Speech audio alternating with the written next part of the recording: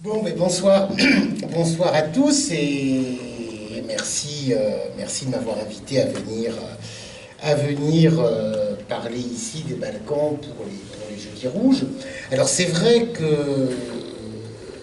y a un hasard de calendrier qui tombe assez bien avec la proximité des élections européennes, enfin l'extrême proximité. Ça relève un peu du hasard puisqu'au début l'enjeu était de faire coïncider les calendriers, et de trouver une date possible, mais je trouve que au bout du compte, ça tombe très très bien que ça soit à 2 jours des élections. Alors juste pour me présenter un tout petit peu plus, moi je suis pour dire rapidement les choses, je suis historien de formation.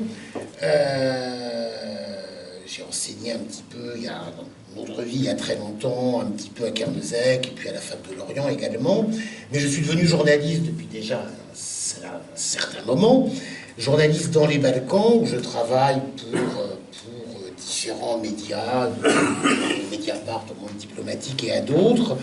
Et j'ai aussi, avec des collègues, créé il y a un peu plus de 20 ans le Courrier des Balkans, qui est un site internet d'information sur cette région du monde, qui est le meilleur et le seul site francophone d'ailleurs consacré aux Balkans, et qui existe donc depuis un peu plus de 20 ans, ce qui à l'échelle des temps internet en fait un site extrêmement ancien, puisqu'il n'y a pas beaucoup de sites d'information qui soient si vieux que cela.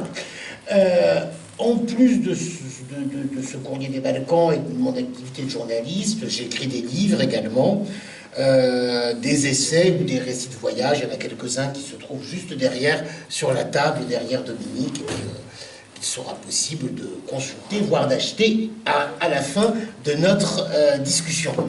Et puis, dernière chose, quand je ne suis pas dans les Balkans, effectivement, j'habite à Montlan, donc pas bien loin d'ici, ce qui permettait de trouver facilement une manière de se retrouver ici à Quimperlé. Alors, ce que je disais au début, c'est que c'est effectivement très bien de parler des Balkans à 2 jours des élections européennes. Mais j'ai envie de faire 2 remarques liminaires. Pour une fois, durant cette campagne européenne, on a aussi parlé d'Europe, ce qui n'est pas le cas de toutes les campagnes pour les élections européennes, mais on a cette fois-ci, je trouve, en tout cas en France, aussi un petit peu parlé d'Europe, mais de manière néanmoins assez souvent biaisée. Un des enjeux essentiels, lorsque l'on parlait d'Europe, était de parler de la question des migrations. Certains disent de la crise migratoire, d'autres préfèrent parler d'une crise de l'accueil, mais en tout cas de cette question posée par le fait que beaucoup de gens vivant dans d'autres continents sont obligés de partir de chez eux et se dirigent vers l'Europe occidentale. Or, sur ces voies d'accès vers l'Europe occidentale, il y en a à peu près 3, qui ne changent pas, qu'on retrouve toujours. C'est une histoire de vase communicant. Quand c'est pas une route qui est prioritaire, c'est l'autre. Et ces 3 routes, c'est le passage entre le Maroc et l'Espagne, au niveau de Gibraltar. C'est la route de la Méditerranée depuis la Libye vers l'Italie, ou bien c'est la route des Balkans. Quand une route, pour des raisons X ou Y, est moins fréquentée, c'est une autre route qui reprend toute son importance.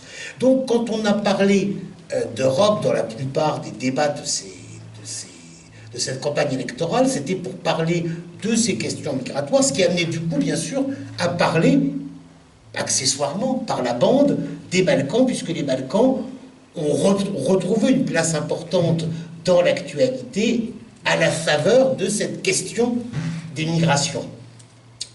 Pourtant, il y a tout de même un paradoxe, c'est que l'Union européenne, telle qu'elle fonctionne jusqu'à présent, est une machine un petit peu particulière qui ne marche qu'en s'élargissant en permanence. C'est un petit peu dans le mode de fonctionnement de la machine, vous savez, si elle n'avance pas, elle tombe en panne.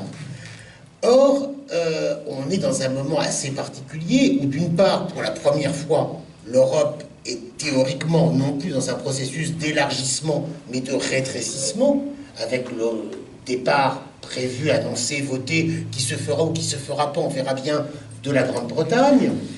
Tandis qu'il y a toujours des pays qui sont candidats à l'intégration européenne, et ce sont justement les pays des Balkans, plus la Turquie. Or, ces pays sont dans une sorte de situation de blocage juste après les précédentes élections européennes, lors de la prise de fonction de la Commission européenne dirigée par M. Juncker, c'était donc en début novembre 2014, Jean-Claude Juncker a dit que le processus d'élargissement serait gelé pour 5 ans. Gelé pour 5 ans, ça ne veut pas dire qu'il y a le dégel au bout de 5 ans d'ailleurs. Ça veut juste dire qu'on ne parle pas d'élargissement durant 5 ans et ensuite on verra bien. Donc durant 5 ans, effectivement, rien ne s'est passé et on est dans un moment où d'un côté, on continue à dire que ce qui se passe dans ces pays des Balkans est très important pour la sécurité du continent européen parce qu'il y a ce problème des gens qui sont obligés de fuir la guerre ou la misère et qui arrivent via les Balkans dans l'Union européenne. Mais d'un autre côté, la perspective d'un éventuel élargissement est toujours mise entre parenthèses. Alors là, on a, c'est assez intéressant, je crois que c'était hier matin, sur RTL, où on a la candidate de la Renaissance, Madame Loiseau, qui était au préalable, enfin il n'y a pas si longtemps que ça, il y a à peine 2 mois, ministre des Affaires européennes, qui se félicitait au micro de RMC, pardon, pas de RTL, de RMC, du fait que c'était elle qui avait dit non à la candidature de la Macédoine du Nord et de l'Albanie.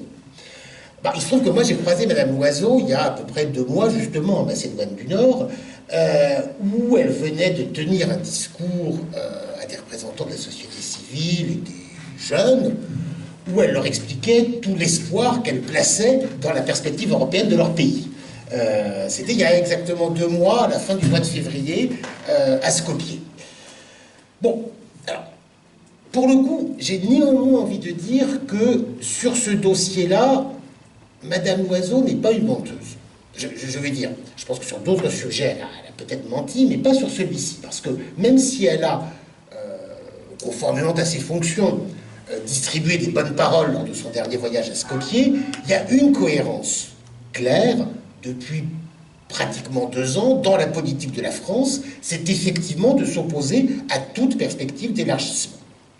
Alors, c'est un petit peu étonnant quand on sait que Emmanuel Macron s'est fait élire en se présentant justement comme quelqu'un de très favorable à l'Europe. Et c'est ce très européen Macron qui se révèle en réalité le grand chef de la porte qu'il ferme à triple tour. Il y a une contradiction qui est assez surprenante et qui mérite d'être signalée. En réalité, il n'y a pas contradiction. Le vrai débat, c'est sur savoir ce que l'on entend, ce que l'on appelle, ce que l'on conçoit quand on parle d'Europe. Et là, bien évidemment, tout le monde ne conçoit pas les choses de la même manière. Pour dire encore un mot sur cette question de l'Europe, ce qui me choque, ou plutôt de la campagne pour les européennes, ce qui m'énerve le plus, ce qui me choque le plus, c'est, au-delà de cet affrontement nationaliste et progressiste, enfin ce genre de discours convenu, de dire que d'un côté, il y aurait les pro-européens et de l'autre, les anti-européens. Encore une fois, tout dépend de comment on définit les choses. Vous prenez M. Orban, le Premier ministre hongrois, il est convaincu d'être tout à fait pro-européen, d'être même le plus grand, le plus européen de tous les Européens, puisqu'il défend, ou il prétend défendre, une Europe blanche et chrétienne. C'est peut-être pas la conception que nous avons de l'Europe, mais en tout cas, c'est la conception de M. Orban. Donc dire qu'il est anti-européen, c'est mal utiliser les mots, mal utiliser les termes. Je crois qu'il est beaucoup plus important de bien comprendre qu'il y a plusieurs définitions de l'Europe. Alors, pour le coup, la vraie question, ou les 2 questions qui nous intéressent, c'est un petit peu, mais finalement on s'en fiche assez largement, c'est quelle conception de l'Europe prétend défendre Nathalie Loiseau ou Emmanuel Macron, et comment, dans ces visions contradictoires de l'Europe, quelle est la place qui revient à ce qu'on appelle les Balkans. Alors vous avez vu un peu par goût, par plaisir de décaler les choses, je vous ai mis une carte où il n'y a pas marqué Balkans, il y a marqué Turquie d'Europe. C'est délibéré. C'est pas que j'avais pas de carte plus récente, donc c'est effectivement une vieille carte, mais qui permet de rappeler un petit peu la position particulière de cette région. Bon, les Balkans, bien évidemment, l'Europe du Sud-Est, dès qu'on essaie de définir un peu plus précisément la région, on a toujours tout de suite du mal. Quels pays font partie, ne font pas partie des Balkans? Vous prenez la péninsule ibérique, par exemple, on sait qu'on en connaît clairement les limites géographiques. C'est la barrière des Pyrénées. En dessous, il y a 2 États, peut-être 3, voire plus. Ça, c'est un autre problème. Enfin, en tout cas, on sait où ça se trouve, quelles en sont les limites. Ce n'est pas le cas des Balkans, qui est un espace beaucoup plus flou, avec des pays qui parfois disent non, non, nous, c'est pas les Balkans, c'est le voisin, c'est les gens d'à côté. Nous, on est, je ne sais pas quoi, l'Europe centrale, l'Europe méditerranéenne. En réalité, les Balkans, ce n'est pas du tout un terme de géographie physique, c'est plutôt un terme qui relève de la géographie des représentations, et des représentations politiques, bien sûr.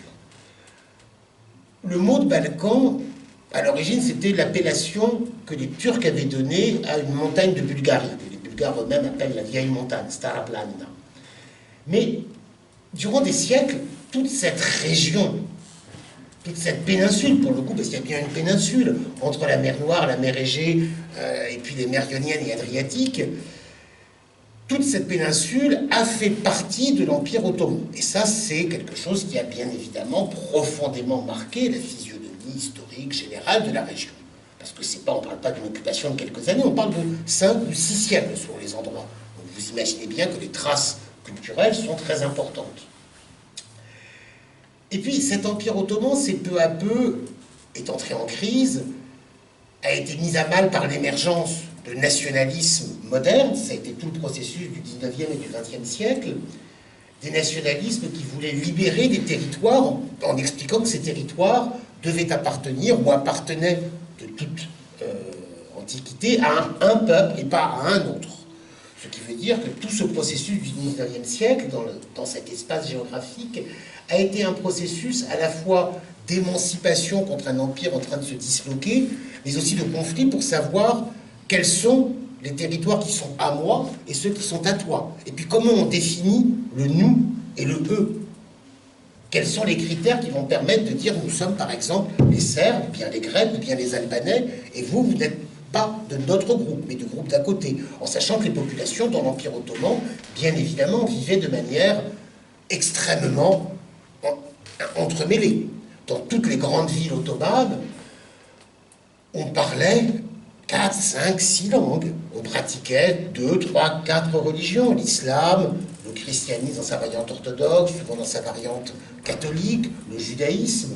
Cette diversité, elle était naturellement vécue dans des sociétés pré-nationales. La revendication nationale qui apparaît au XIXe siècle fait partie d'un processus de modernité politique, d'une autre modernité européenne commune, qui peut-être arrive aussi à son terme par certains aspects. Mais ce processus dans les Balkans a pris effectivement la forme d'une forte conflictualité pour savoir c'est qui nous et quel est notre territoire, et c'est qui vous et c'est où que commence votre territoire. Ça, c'est ces processus du XXe siècle, du XIXe et du XXe siècle, excusez-moi, au cours desquels, dans la perception occidentale, le terme de Balkan s'est imposé. Le premier à avoir utilisé le mot Balkan pour désigner un espace géographique vaste, c'est un géographe allemand au début du XIXe siècle. Et au cours du XIXe siècle, le mot de Balkan se généralise, passe dans l'usage commun.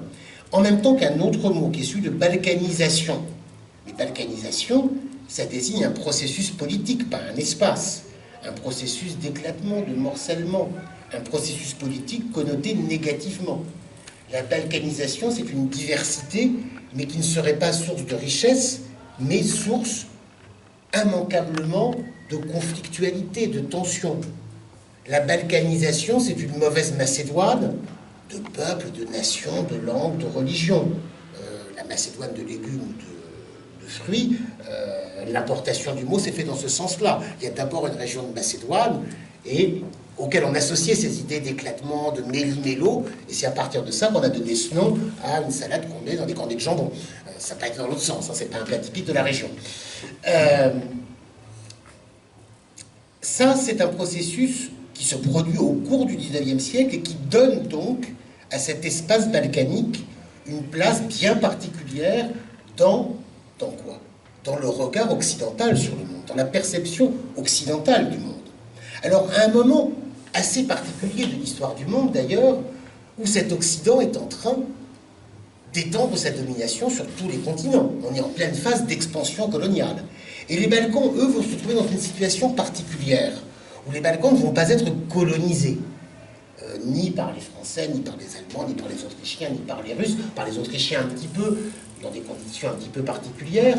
Mais par contre, s'il n'y a pas de colonisation, de processus colonial comparable à celui qu'on voit en Afrique, en Asie ou ailleurs, les Balkans deviennent, dès la fin du XIXe siècle, le terrain de jeu privilégié de l'affrontement de ce que l'on appelle les grandes puissances. Alors à l'époque, c'est la Russie des Tsars, c'est effectivement l'empire d'Autriche-Hongrie, les Habsbourg, c'est l'empire allemand à partir de 1870, c'est l'Italie aussi qui est très présente dans la région, c'est la France, et puis c'est cet empire ottoman en train de se rétracter comme une peau de chagrin.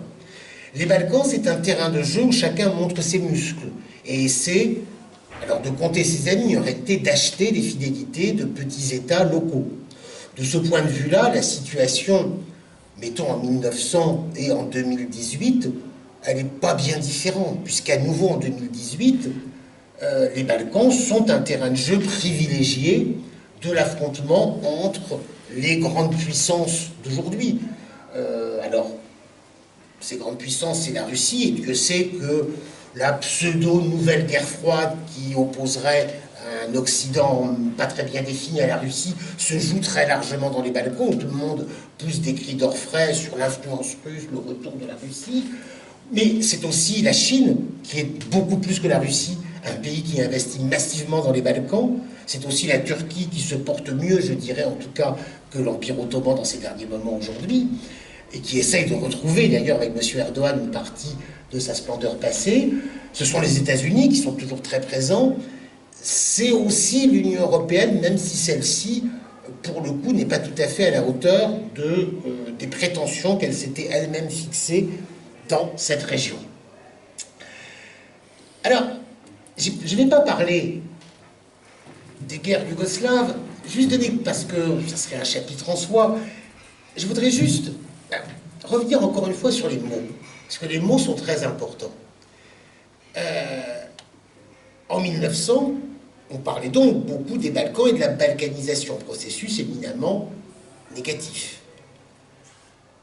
On a parlé, d'ailleurs, si on regarde les allers-retours des mots, qui sont toujours assez amusants à observer, on a parlé dans les années 1970 ou 1980 de la balkanisation du Liban, avant, 10 ans plus tard, de parler de la libanisation de la Yougoslavie. Mais par contre, à l'époque de cette Yougoslavie socialiste et autogestionnaire, à l'époque de Tito, le mot de Balkan avait quasiment disparu de l'usage commun. Parce que la Yougoslavie, c'était plus les Balkans, donc ces associations négatives de morcellement, d'éclatement, c'était devenu un grand pays, alors grand, on peut mettre tous les guillemets qu'on veut, qui est grand, qui est petit, la question n'a pas beaucoup de sens, mais enfin en tout cas, un pays qui comptait sur la scène internationale, qui était respecté comme un acteur majeur du jeu international, parce qu'au-delà de ces dimensions, la Yougoslavie avait aussi eu cette capacité à s'externaliser, je dirais, en prenant la direction de ce qui était le mouvement des non-alignés, donc de tout le mouvement de décolonisation. Cette capacité de la Yougoslavie de Tito à se projeter hors de soi a donné à ce pays qui n'a jamais fait que 250 000 km² et 20 millions d'habitants, donc c'était effectivement pas un grand pays dans l'absolu, mais ça a donné à ce pays un rayonnement bien supérieur à ce qu'étaient sûrement ses dimensions géographiques, économiques ou autres. Donc à cette époque, on ne parlait plus de Balkans, mais le mot de Balkan est revenu dans l'usage commun à partir du moment où cette Yougoslavie est entrée en crise. Si on continue, ou si on reste plutôt sur ces histoires de mots, c'est assez amusant. Dans les années 2011-2012, on trouvait très fréquemment écrit dans beaucoup de journaux, de titres de la presse, que la Grèce revenait dans les Balkans. Je vous rassure, il n'y a pas eu de mouvement de plaque tectonique. La Grèce est toujours restée au même endroit.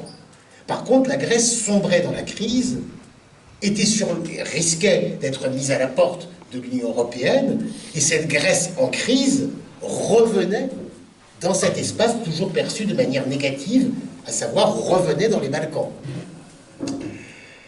Pourtant, il y qu'à 20 ans, il y a exactement 20 ans, en juin 1999, quand se terminaient les bombardements de l'OTAN contre la Yougoslavie, cette guerre qui s'est jouée du 24 mars au 9 juin 1999, donc il y a vraiment pile exactement 20 ans, à la fin de cette guerre, on avait donné, certains en tout cas, avaient donné des objectifs très ambitieux. Par exemple, le Premier ministre britannique de l'époque, Tony Blair, parlait de débalkaniser les Balkans et de les européaniser. Alors, c'est des mots quand même lourds. Qu'est-ce que ça veut dire débalkaniser les Balkans? Qu'est-ce que ça voudrait dire, je ne sais pas moi, débretoniser la Bretagne, désaméricaniser l'Amérique? Enfin, qu'est-ce que ces mots veulent dire tout de même? Clairement, dans la perception de Tony Blair, les associations d'idées liées au mot Balkan étaient entièrement négatives.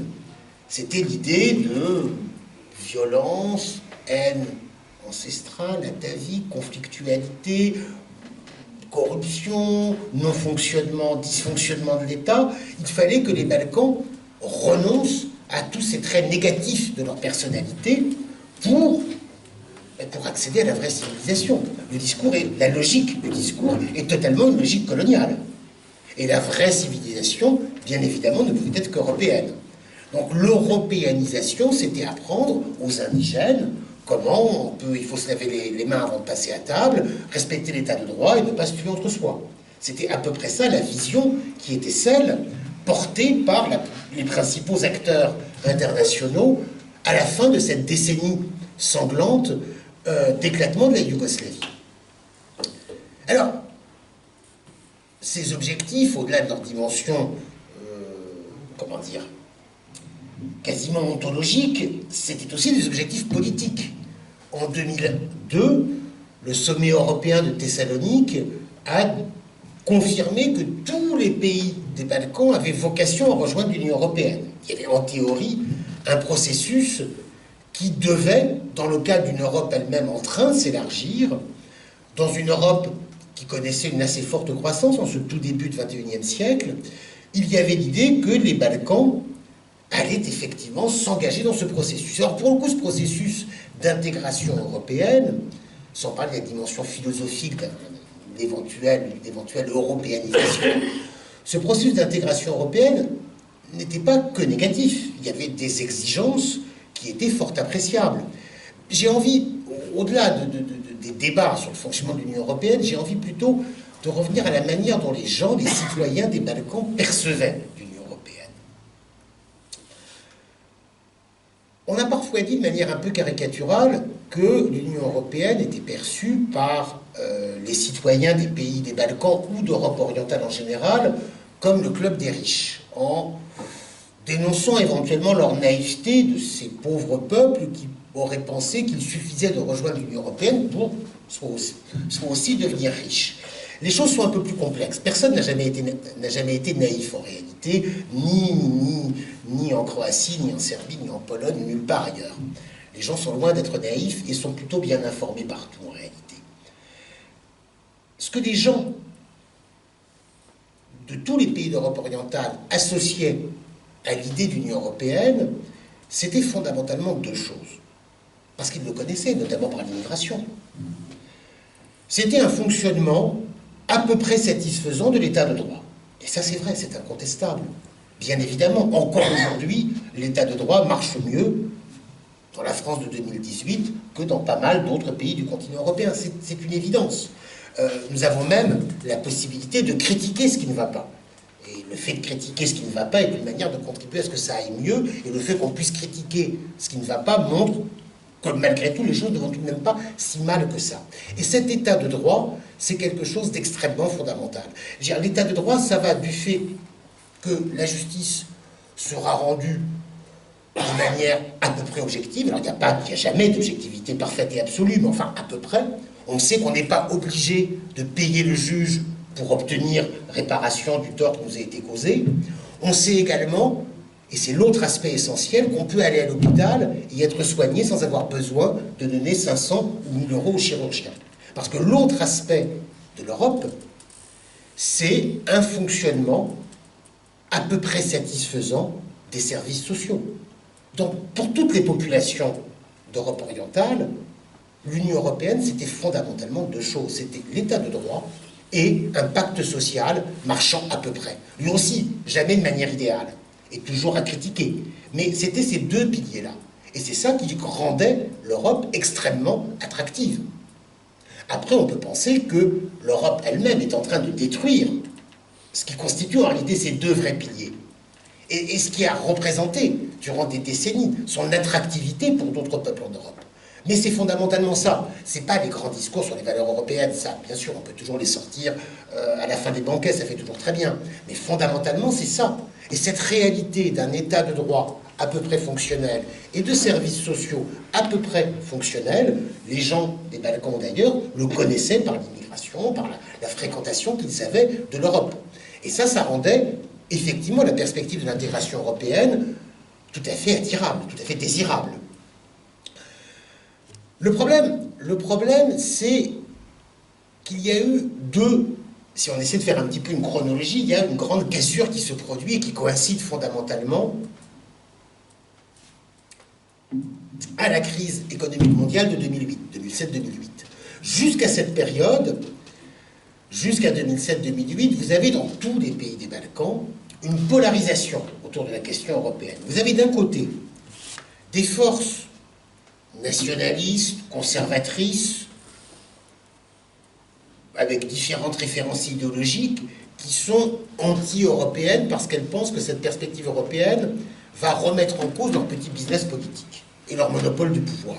Et puis vous avez de l'autre côté des courants qui se veulent pro-européens, qui sont de sensibilité plus ou moins libérale, social-démocrate, écologiste, parfois même plus à gauche que cela, mais qui pensent qu'en tout cas, même si l'Europe n'est pas idéale, si personne, encore une fois, n'est stupide et n'idéalise l'Union européenne telle qu'elle fonctionne, des courants qui pensent que c'est de toute manière dans ce sens-là qu'il faut aller, notamment pour se débarrasser des oligarchies conservatrices nationalistes qui sont au pouvoir et qui sont directement, pour le coup, dans le cas yougoslave, issues des élites prédatrices qui sont apparues dans le processus guerrier d'éclatement de la Yougoslavie.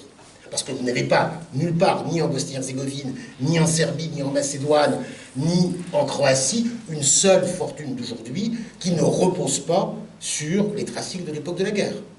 Ça n'existe juste tout simplement pas. Il n'y a pas de capital propre. Donc les élites qui sont au pouvoir, les élites économiques qui sont liées aux élites politiques, sont toujours, dans tous les pays de la région, des élites qui trouvent leur origine dans ce processus guerrier d'éclatement de l'ancien État commun. Donc, l'idée européenne est une manière de s'opposer, de trouver, d'essayer, de formuler, de construire une alternative. Et puis, il y a eu une sorte de renversement total qui s'est produit à partir de 2007-2008. D'une part, tous les pays des Balkans ont été très fortement touchés par la crise, et ils ont été d'autant plus touchés par la crise, alors, de différentes manières. Les économies réelles de ces pays fonctionnaient en bonne part grâce à l'argent que les diasporas envoyaient au pays. Et du jour au lendemain, ces envois d'argent de la diaspora ont été drastiquement réduits du fait de la crise. Par exemple, l'Albanie fonctionnait parce que des centaines de milliers de ses citoyens travaillaient et vivaient en Grèce. Les Albanais de Grèce, vous vous doutez bien qu'en 2009-2010, n'étaient plus en mesure d'envoyer beaucoup d'argent au pays. Mais c'est vrai pour à peu près tous les pays de la région. Il n'y a pas que cela. Il y a aussi le fait que l'Union européenne, à partir de ce moment charnière 2008, disons, a passé la main, a cessé de jouer le rôle central dans les processus d'évolution et de réforme politique de ces pays. Grosso modo, jusqu'en 2007-2008, l'Union européenne avait un discours, alors qu'on peut critiquer sur la forme, qu'on peut mettre à l'école, mais disant il faut lutter contre la corruption. Et pour le coup, les Européens, même les technocrates européens les pires, ne sont pas des gens totalement stupides, et ils savaient très bien que pour lutter contre la corruption, la première chose à faire, c'est augmenter les salaires des professions les plus exposées à la corruption, à savoir les soignants, les médecins, enfin tous les personnels médicaux, les flics, les juges, les enseignants.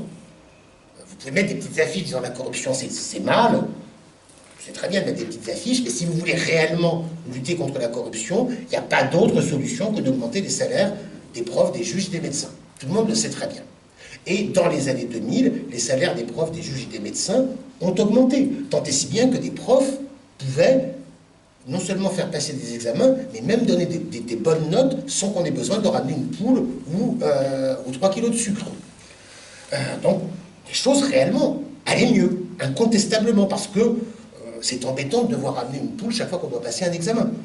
Donc, effectivement, ces critères européens de lutte contre la corruption n'étaient pas totalement stupides.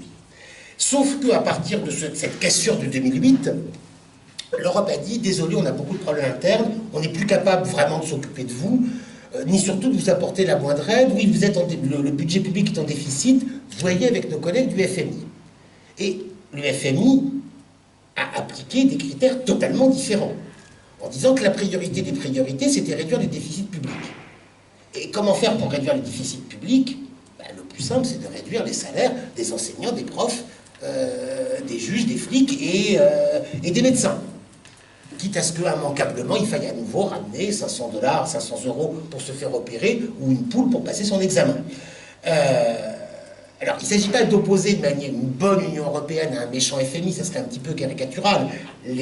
L'époque, le contexte politique a évolué, mais ces avancées réelles qui s'étaient produites dans la première partie des années 2000 ont été totalement remises en cause à partir de 2008.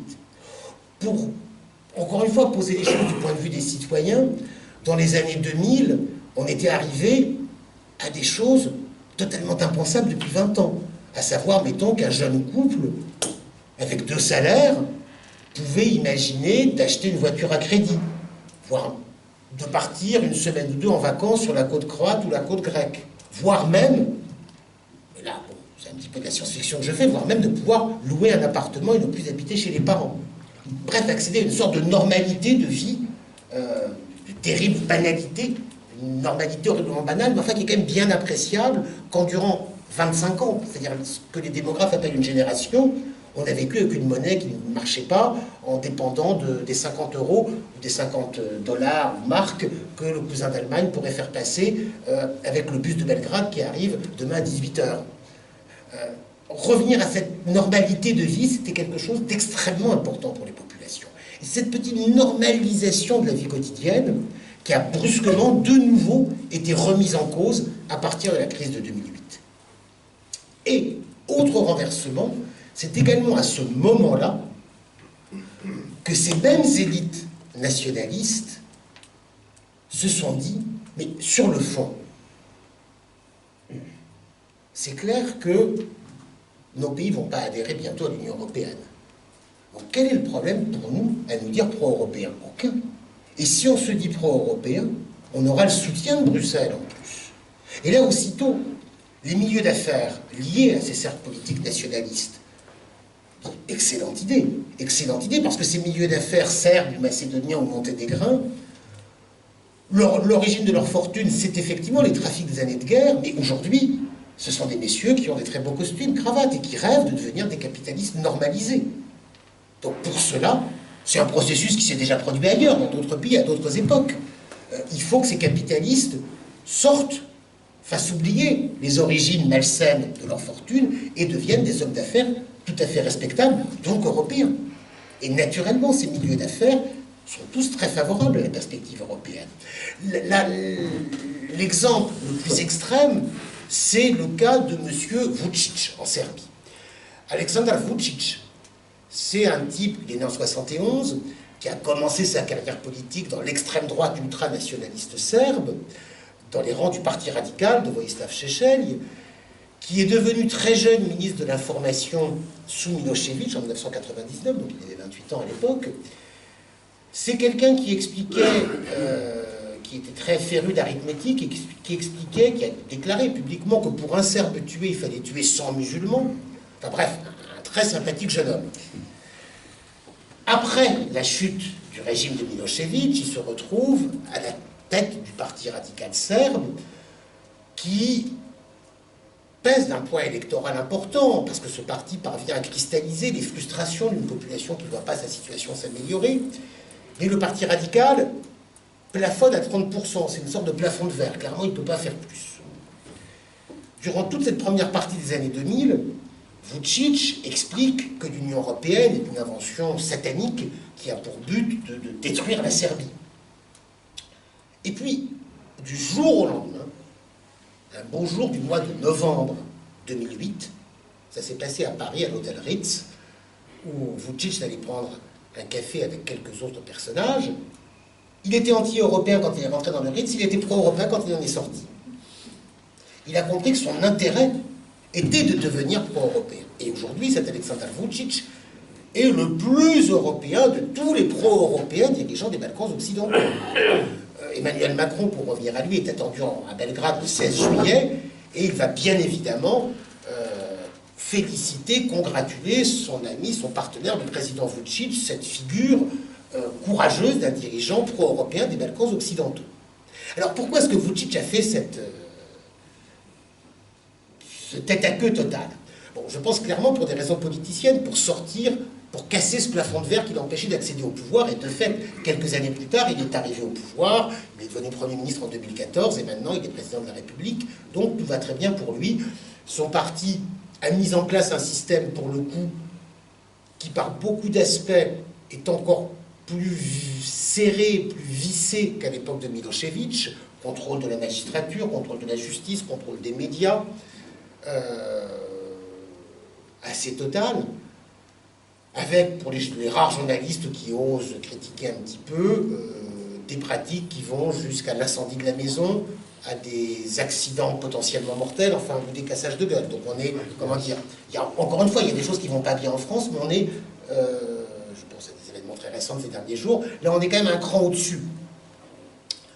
Reporters sans frontières ou d'autres organisations de défense des droits de la presse émettent très régulièrement des rapports catastrophiques sur la situation de la Serbie, mais pour autant, Emmanuel Macron va aller rencontrer son partenaire Vučić le 16 juillet. Pourquoi?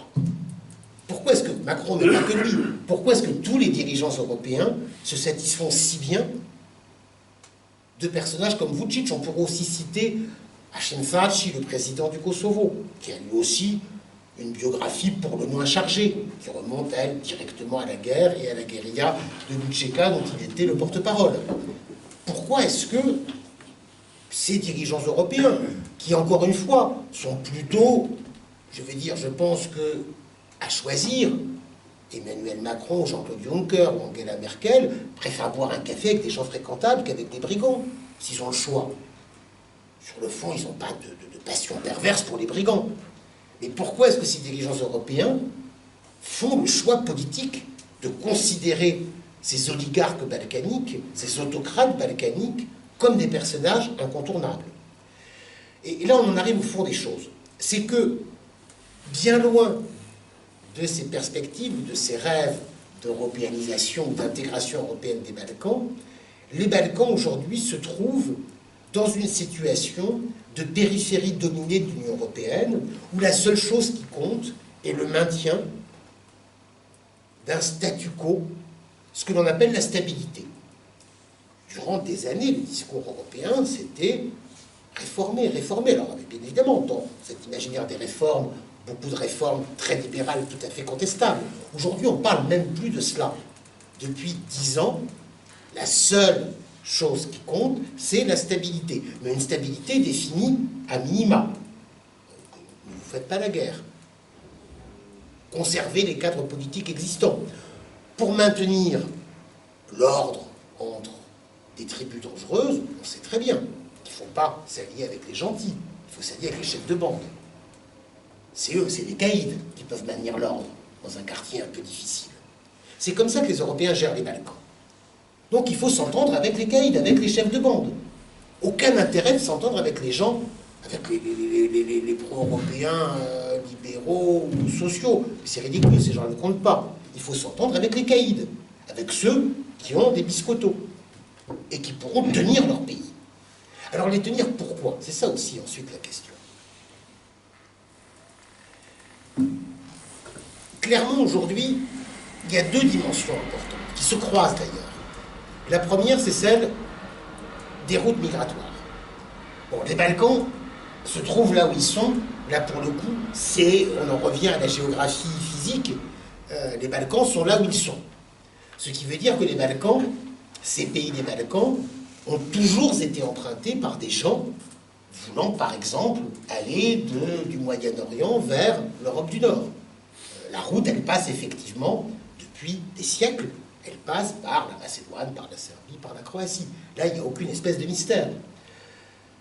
Et les migrations actuelles, contemporaines, moi, enfin, avec mes collègues du Courrier des Balkans, on travaille beaucoup sur ce sujet je dirais, dès le début de la décennie 2010, et notamment dès le début, dès 2011-12 et le début de la guerre en Syrie, on a vu de plus en plus de gens arriver dans les Balkans.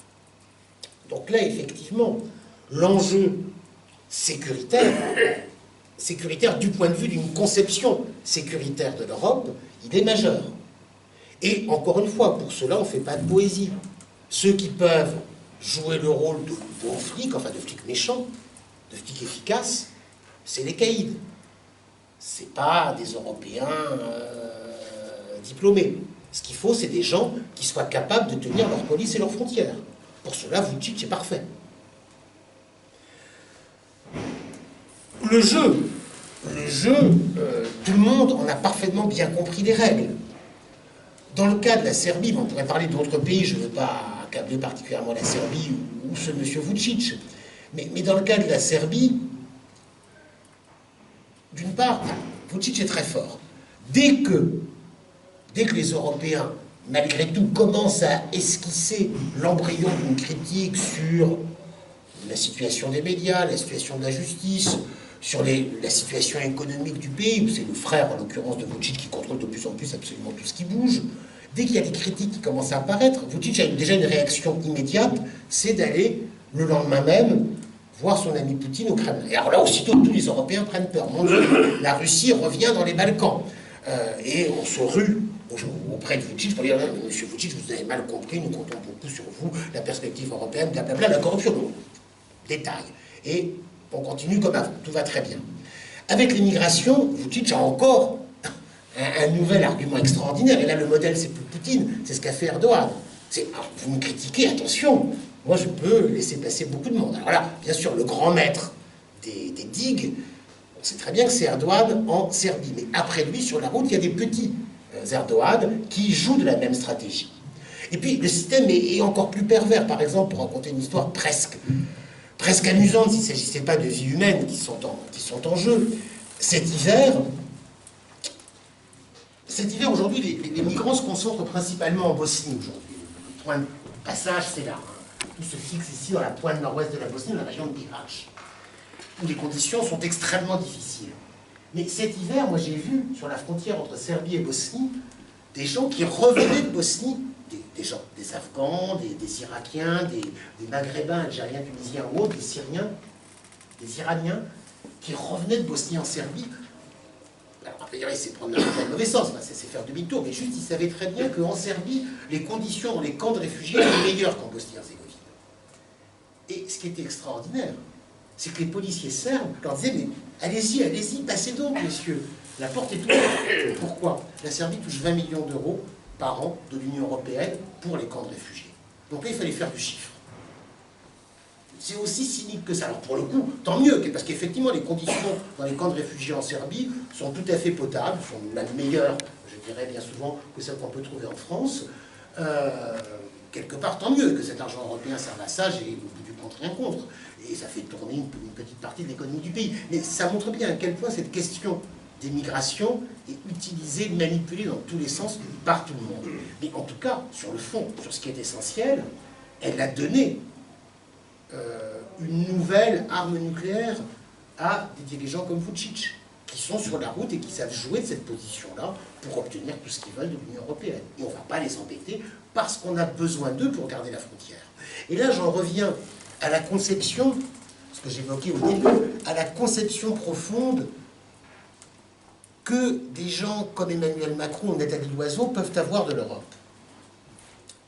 Parce que la France, pour le coup, est cohérente. Elle a effectivement dit non et redit non à l'Albanie, à la Macédoine du Nord. Non, on n'ouvrira pas les négociations. La France est même en conflit avec l'Allemagne sur le sujet. L'Allemagne étant beaucoup plus pour ouvrir les négociations. Mais il n'y a pas que ça, il y a aussi la question de l'espace Schengen. Et là-dessus, là encore, le président Macron s'est exprimé de manière intéressante. Lui, sa vision, c'est de resserrer l'espace Schengen. Donc c'est clairement une Europe à deux niveaux, où il y aurait un noyau dur de la forteresse, correspondant fondamentalement à un espace Schengen, éventuellement à un espace Schengen réduit, puisque la question se pose du maintien ou non de certains États dans l'espace Schengen, mais un durcissement de l'accès à cet espace, et avec un second cercle de défense de la forteresse européenne, où on trouve finalement, pêle-mêle, des pays membres de l'Union, mais pas membres de l'espace Schengen, comme la Croatie, et des pays comme la Serbie ou la Macédoine du Nord, qui ne sont pas membres de l'Union, qui sont uniquement candidats, mais en réalité, ça ne change pas grand-chose. Ils sont dans cette même situation de seconde zone, de second rayon, par rayon de seconde zone du glacis de protection européen. Et ça, c'est la vision géopolitique fondamentale du continent qui est aujourd'hui celle d'Emmanuel Macron, au nom d'un discours consistant à dire qu'il faut que l'Europe fonctionne mieux et que le noyau dur retrouve le fonctionnement plus satisfaisant. Mais c'est en réalité conforter cette périphérisation d'une bonne partie de l'Europe et notamment des Balkans. Alors pour le coup, dans ces pays des Balkans, certains sont membres de l'Union, comme la Slovénie, la Croatie, la Roumanie, la Bulgarie, la Grèce aussi, qui historiquement fait partie des Balkans, et puis d'autres sont simplement candidats. En réalité, je pense que c'est aujourd'hui toute une Europe du Sud. Ce qui se passe dans les Balkans n'est pas bien différent de ce qu'on va constater, de ce qu'on a pu constater par exemple au Portugal, ou bien sûr également en Grèce, à Chypre, ou même en Espagne. Il y a clairement une Europe de second niveau qui est toute une Europe du Sud dans sa globalité, du Sud et de l'Est, puisque, alors avec d'autres, des paramètres chaque fois un petit peu différents, sachant que malgré tout, ce bloc de pays non intégrés, de pays candidats, joue un rôle particulier et dans une situation particulière. J'ai parlé de la crise de 2008, mais la crise est derrière nous. L'économie resplendit, tout va très bien, vous le savez bien. Notamment dans des pays comme la Serbie ou l'Albanie qui affichent des taux de croissance de 5 ou 6% par an. Ce sont parmi les taux de croissance les plus forts du continent européen. Les créations d'emplois également se multiplient. Les créations d'entreprises, n'en parlons pas. Bon, tout va très bien. Et en réalité, bizarrement, alors que tout va très bien, la population des Balkans s'en va massivement, s'exile massivement. Jamais l'exode n'a été si fort. Pour prendre un seul chiffre,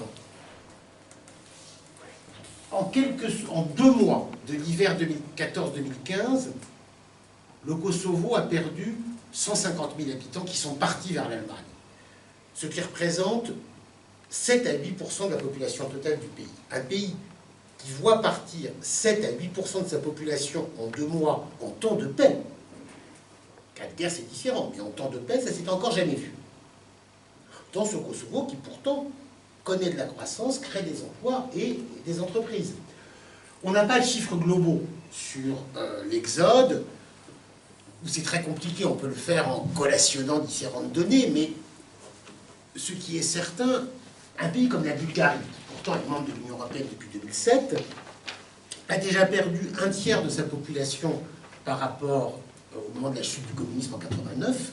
En 1989, la Bulgarie comptait 10 millions d'habitants. Aujourd'hui, c'est 7 millions. Et les projections des Nations Unies pour 2030, c'est 5 millions. La situation n'est pas radicalement meilleure en Serbie. En Macédoine du Nord, il n'y a pas eu de recensement depuis 2003. Mais on continue à dire que le pays compte 2 millions d'habitants. En réalité, tout le monde sait très bien que c'est au grand maximum 1 500 000. Qu'en 15 ans, le pays a perdu un quart de sa population. Mais il n'y a pas de recensement, donc pour des raisons politiques, donc c'est dur d'avoir des chiffres trop précis. Dans le cas de la Bosnie-Herzégovine, l'exode est tout aussi massif. La Croatie, qui a rejoint l'Union européenne en 2013, est également en train de se vider de sa population. Principalement la Croatie continentale, intérieure, la région qu'on appelle la Slavonie orientale, qui aurait perdu depuis 2013 entre 25 et un tiers de sa population. Vous avez, ce qui est intéressant en Slavonie, c'est les familles entières qui partent. Et à chaque rentrée scolaire, dans les écoles, on ferme une classe parce qu'il n'y a plus d'élèves. Et d'ailleurs, maintenant, ça tombe bien parce qu'il n'y a même plus de profs. Les profs, eux aussi, s'en vont. C'est ce qu'on constate dans tous les lycées, toutes les écoles de Slavonie. La Croatie, ça donne toujours une façade un petit peu acceptable grâce à sa façade littorale et au tourisme. Mais vous allez à 5 ou 10 km derrière la côte, la désindustrialisation est totale. Cette semaine, jeudi de la semaine dernière, excusez-moi, a été prononcée la faillite de la dernière grande industrie croate, qui était les chantiers navals d'Uljani et Pula, qui était très menacée depuis longtemps. La Croatie était une grande nation de construction navale. Enfin, la construction navale yougoslave se concentrait en Croatie. La Croatie avait gardé cette spécialité-là. Tous les grands chantiers ont été sacrifiés les uns après les autres. Les gens de Pula l'ont quand même eu particulièrement mauvaise parce que lors de l'entrée de la Croatie dans l'Union européenne en 2013, on a dit que l'ouverture de la construction navale à la concurrence libre et non faussée était une condition pour rejoindre l'Union. Sauf que Pula, ça se trouve à peu près à 100 km à vol d'oiseau de Monfalcone, en Italie à côté de Trieste, où Fincantieri est à 100% propriété d'État italien. Donc les travailleurs des chantiers navals de Pula l'ont eu un petit peu mauvaise, mais il y a pile une semaine où Yannick a été liquidé, donc il n'y a plus de construction navale en Croatie. Alors c'était la dernière grande spécialité industrielle du pays. Donc, comment comprendre tout cela? Ce que je vous dis semble un petit peu contradictoire tout de même. Je vais vous raconter une autre histoire. On sait qu'il y a aujourd'hui dans l'Est de l'Europe des petits pays qui sont presque arrivés à un chômage nul. C'est la Tchéquie, la Slovaquie, la Hongrie, où on est parfois à moins de 2 ou 3% de la population active qui est au chômage. Donc c'est ce que les économistes considèrent comme un taux de chômage nul. Et donc en réalité, ces économies ont besoin de main-d'œuvre. Et vous avez depuis quelques années, vous avez toutes les semaines des autobus entiers qui partent de Bosnie-Herzégovine, de Serbie, de Macédoine, pour aller travailler dans ces usines, notamment de Slovaquie. Alors, la Slovaquie fait partie de l'espace Schengen.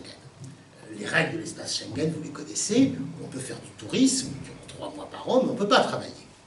Donc quand les douaniers hongrois et slovaques voient arriver des autobus de travailleurs, s'ils les laissent passer, c'est que les douaniers savent pas. Les douaniers sont pas dupes, certainement que ces gens viennent pour travailler. Mais on la consigne de les laisser passer. Et en réalité, ces travailleurs, qui sont quelques dizaines de milliers au total, jouent le rôle de variable d'ajustement. Ils habitent, j'ai fait des reportages là-dessus, ils habitent le plus souvent dans des grands foyers qui ont été conçus dans la campagne slovaque et près des entreprises, et ils vont travailler en fonction des besoins. Donc c'est la flexibilité totale. Si une chaîne de montage travaille à plein rendement, vous allez travailler 16 ou 17 heures dans la journée. Et puis après, durant 2 jours, vous n'allez pas travailler. Il y a bien évidemment pas de durée légale travail, aucune espèce de droits sociaux. Ça ne concerne pas, encore une fois, des centaines de milliers de personnes. C'est une variable d'ajustement, mais qui permet à ces chaînes de montage de travailler de la manière la plus optimale possible, avec cette main-d'œuvre qui arrive pour boucher les trous, et s'il y a un peu moins de boulot, les gens restent dans leur foyer. Alors, dans les foyers, les conditions sont variables. Dans certains cas, c'est difficile de sortir des foyers. Pas toujours, il y a d'autres foyers où ça se passe mieux. Mais les entreprises en question, ce n'est pas des entreprises exotiques Polako-Sildav. C'est des entreprises comme Samsung, comme Kia Motors, comme PSA, qui sont très très très présentes en Slovaquie, notamment PSA. Mais pour ces grandes entreprises, c'est extrêmement pratique d'avoir cette main-d'œuvre des Balkans. Alors, les gens des Balkans, encore une fois, ils savent très bien qu'ils se font exploiter. Encore une fois, personne n'est stupide et personne n'est dupe. Sauf que si vous allez bosser en Slovaquie, avec un peu de chance, vous pouvez gagner 800 000 euros par mois. C'est-à-dire si vous allez travailler 70 heures par semaine durant tout le mois. Il y a des mauvais mois, vous gagnez moins, puisque tout dépend des besoins des entreprises. Mais enfin, a priori, vous allez gagner beaucoup plus d'argent qu'en restant chez vous. Donc, le jeu en vaut la chandelle, tout simplement. Mais d'un autre côté, j'ai parlé de création d'entreprise. Et il y a aussi, effectivement, délocalisation d'entreprises vers les Balkans. délocaliser la main-d'œuvre, c'est parfois plus avantageux. Mais pas toujours. Dans certains cas, ça peut aussi valoir le coup de délocaliser des ateliers, des chaînes de montage. Par exemple, dans le nord de la Bosnie-Herzégovine, vous avez une petite ville d'Alvanta, côté serbe de la Bosnie, qui est présentée comme le miracle économique de la Bosnie. Effectivement, il y a pratiquement plus de chômage. C'est vraiment tout proche là, de la Croatie, de l'autoroute et de la Hongrie. Et ce sont des sous-traitants, notamment dans l'automobile et dans le textile, des sous-traitants hongrois et autrichiens qui ouvrent des ateliers dans cette ville. Où là, pour le coup, les salaires sont beaucoup plus faibles. Alors, il faut choisir. Soit vous allez habiter dans le foyer en Slovaquie, là vous allez gagner 800 €. Si vous préférez rester chez vous, vous allez gagner 200. Des choix dans la vie. Par contre, pour le coup, il y a au moins un point commun. Dans les deux cas, le droit du travail n'existe pas. Ça, de ce point de vue-là, il n'y a pas de gêne. Mais donc, ces entreprises, elles sont de plus en plus présentes, non seulement en Bosnie-Herzégovine, mais également en Serbie, mais également en Macédoine. Et d'ailleurs, le problème qui se pose, c'est que ces entreprises, aujourd'hui, ne trouvent pas à embaucher. Et se plaignent. Et les gouvernements, notamment M. Vučić en Serbie ou d'autres, disent « Mais qu'est-ce que vous me parlez d'un chômage structurel massif? Mais regardez, les entreprises hongroises ou autrichiennes arrivent et ne trouvent pas à embaucher. » Et effectivement, des boîtes qui proposent des salaires de 150 ou 200 € par mois, bien souvent, n'arrivent plus à trouver des gens prêts à travailler parce que la main-d'œuvre préfère partir, alors, soit pour travailler comme ça sur des périodes courtes en Slovaquie, soit pour travailler de manière définitive dans des pays comme l'Allemagne. Si on parle des migrations à l'échelle du continent, on a toujours une vision faussée quand on regarde les choses de France, puisqu'en France, il n'y a pas de migration légale. Il n'y a pas d'immigration légale, puisque la France, a priori, jusqu'à présent, n'avait pas besoin d'importer de la main-d'œuvre. Or, pour des raisons démographiques et structurelles, l'Allemagne a besoin d'importer de la main-d'œuvre. Donc l'Allemagne a une immigration légale. Et là, je ne parle pas du tout des réfugiés, c'est tout à fait autre chose. L'Allemagne a besoin de faire venir de la main-d'œuvre parce qu'il n'y a pas assez de travailleurs dans le pays. Et du point de vue de n'importe quel patron allemand, et on le comprend en plus, il vaut mieux faire venir un Croate ou un Kosovar qu'un Afghan. Même pas pour des raisons racistes ou n'allez pas penser à mal, mais tout simplement parce que le Croate, il aura déjà des cousins qui seront là. Le Croate a beaucoup plus de chances de parler l'allemand. C'est vrai qu'accessoirement, il est plus blanc que le Somalien. Mais de tout point de vue, cette attitude du patronat allemand, elle est relativement logique. En plus, autant faire venir quelqu'un qui est moins loin. C'est même pas critiquable. Mais du coup, l'Allemagne recrute aujourd'hui directement de la main-d'œuvre dans tous les pays des Balkans. Ça se passe de manière très simple. Partout au Kosovo, en Bosnie-Herzégovine, vous avez des annonces dans la presse ou sur Facebook, sur tous les réseaux sociaux. Demain, il y a un speed dating de tel land allemand ou de telle entreprise qui a besoin de 50 électriciens, de 50 plombiers. Rendez-vous à l'hôtel. Et vous avez tous les jeunes de la ville, de Bosnie, du Kosovo, de Serbie, qui vont à l'hôtel où ils ont un petit entretien, un hôtel ou un restaurant, enfin un endroit quelconque où on peut réunir des gens. Ils ont un petit entretien. Alors, idéalement, il faut déjà qu'ils aient des compétences techniques qui correspondent aux besoins. Donc, si on a besoin de plombiers, il faut des plombiers, des maçons. Si les gens parlent un petit peu allemand, c'est bien sûr un gros avantage. Donc, dans tous les pays des Balkans, vous avez un business florissant qui est celui des cours d'allemand. Partout, dans tous les pays de la région, toutes les villes, il y a des boîtes privées qui donnent des cours d'allemand, puisque c'est la langue qui permet de s'en sortir. Et si vous êtes recruté, vous avez un contrat de travail avec lequel vous avez un visa de travail parfaitement légal délivré par l'ambassade d'Allemagne en Bosnie ou au Kosovo. Ce qui est, pour beaucoup de gens, décrocher le jackpot. Dans le cas du Kosovo, alors il y a bien sûr après des spécialisations par pays, par région, comme toujours dès qu'on parle de migration. Dans le cas du Kosovo, le niveau de formation est globalement beaucoup plus faible. C'est surtout dans les professions paramédicales. Donc, concrètement, c'est les maisons de vieux.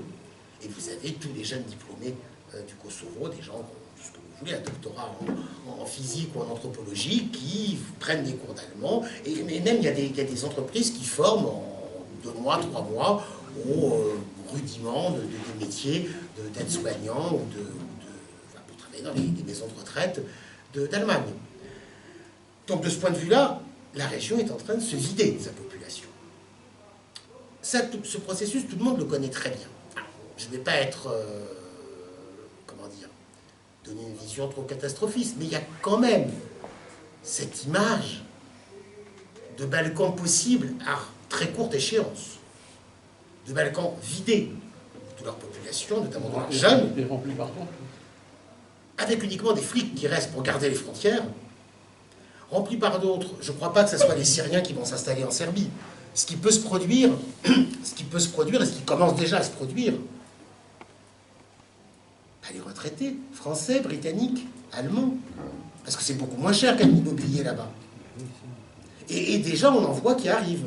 Donc, des jeunes qui travaillent en Allemagne, des retraités venus d'ailleurs qui occupent les beaux villages de la montagne ou de la côte, et puis quoi, des flics et des appareils politiques qui sont toujours là parce qu'il faut assurer le contrôle des frontières et des États. Bon, c'est une vision un petit peu, que je caricature un petit peu dramatique, mais c'est malgré tout cela qui semble, par beaucoup d'aspects, se dégager. Et les politiciens de la région, comment pensez-vous qu'ils réagissent? Mais ils sont enchantés. Ils sont enchantés. Parce que les gens qui partent, c'est a priori les gens qui voteraient contre eux. Donc en partant, ils se débarrassent aussi de toutes les contestations possibles. Depuis, en 2014, on est donc sur la fin quand même de la vague Occupy Wall Street, de tous ces mouvements sociaux, vous avez un très très très puissant mouvement en Bosnie-Herzégovine, qui est le mouvement des plénums, qui éclate en février 2014 dans une ville industrielle, Tuzla.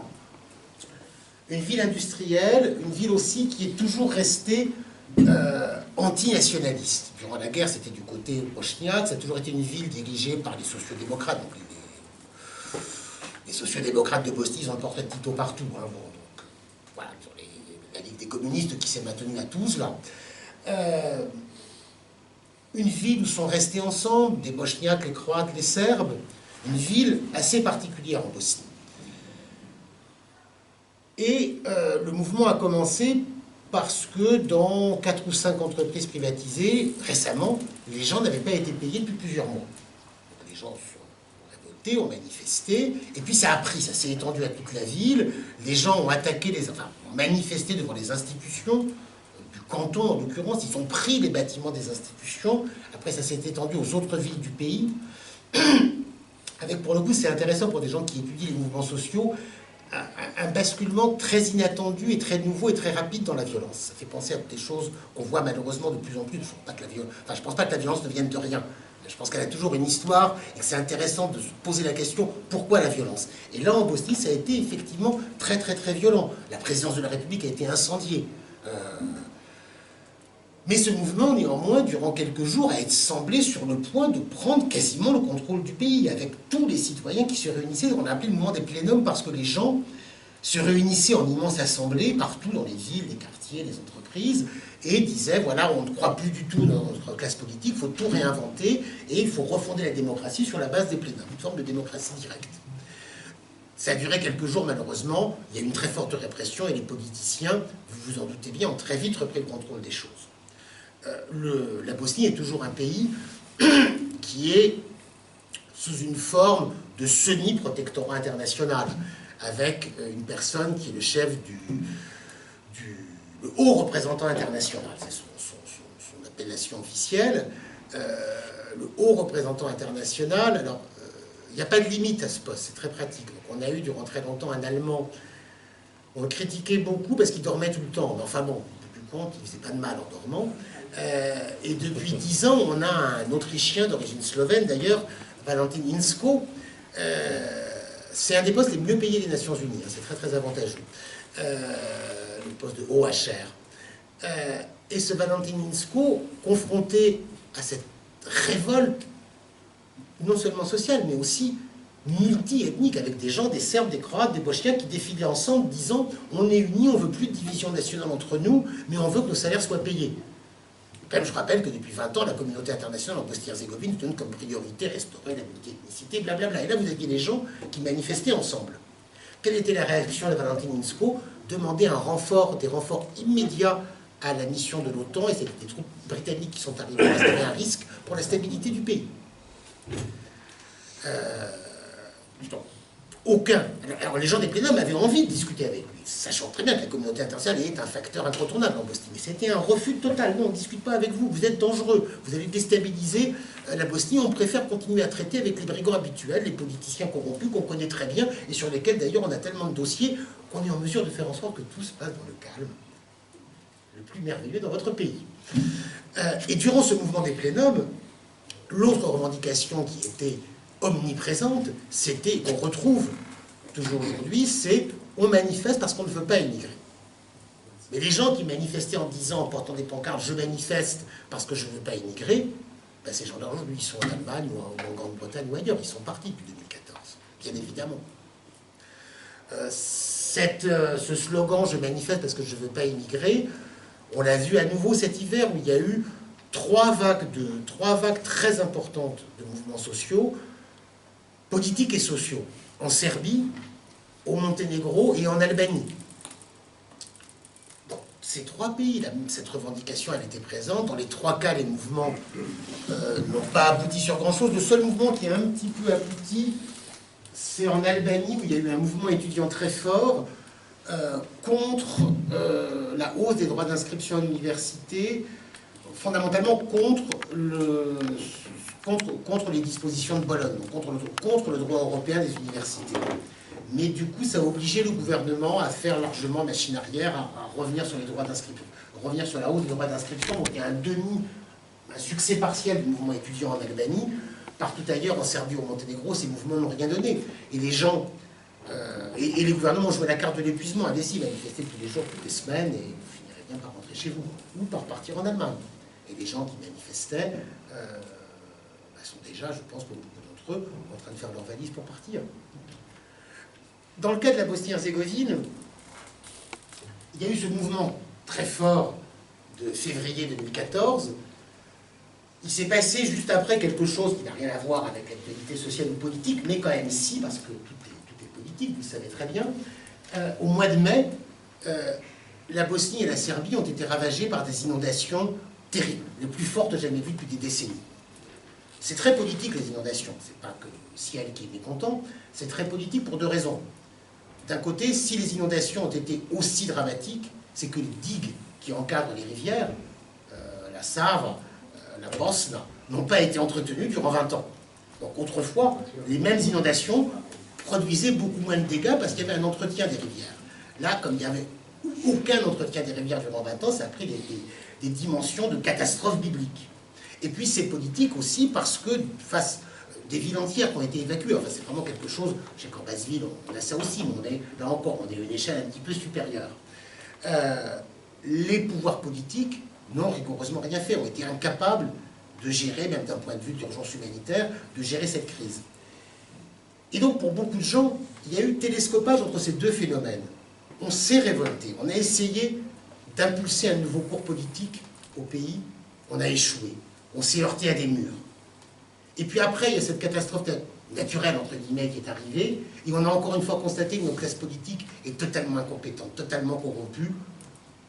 C'est bon, on s'en va, on se casse, on fait nos valises. Et là, j'ai travaillé notamment à Tuzla, toujours dans cette ville, en voyant la mairie, tous les services démographiques possibles et imaginables. Tout le monde constate effectivement, été 2014, une explosion des départs. Été automne 2014, dans les mois qui suivent ces événements-là.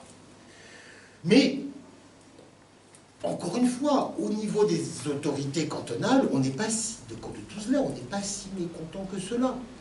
Depuis quelques années, le chômage diminue. Ah oui, parce que les gens s'en vont. Donc la pression sociale se réduit. Les statisticiens au bureau de l'emploi ne sont pas dupes, ils savent très bien quelle est la... Mais voilà, bon, bah, c'est les chiffres. Et effectivement, les politiciens peuvent dire, grâce à nous, le chômage a diminué. Jusqu'à quand? Ah, ça, c'est un autre problème. Effectivement, la question de la viabilité à long terme de ces pays, elle est clairement posée. Je dirais aussi que, et je vais terminer là-dessus, ce qui se passe dans les Balkans, c'est souvent une sorte de miroir, vous savez, de miroir un peu déformant, ou des tendances, des choses, des logiques politiques qui se produisent ailleurs en Europe, se produisent dans les Balkans, mais comme de manière exacerbée, comme s'il y avait un miroir grossissant. De ce point de vue-là, regardez ce qui se passe dans les Balkans est toujours très intéressant pour comprendre ce qui se passe dans toute l'Europe. Il y a bien évidemment un lien entre les différentes formes de nationalisme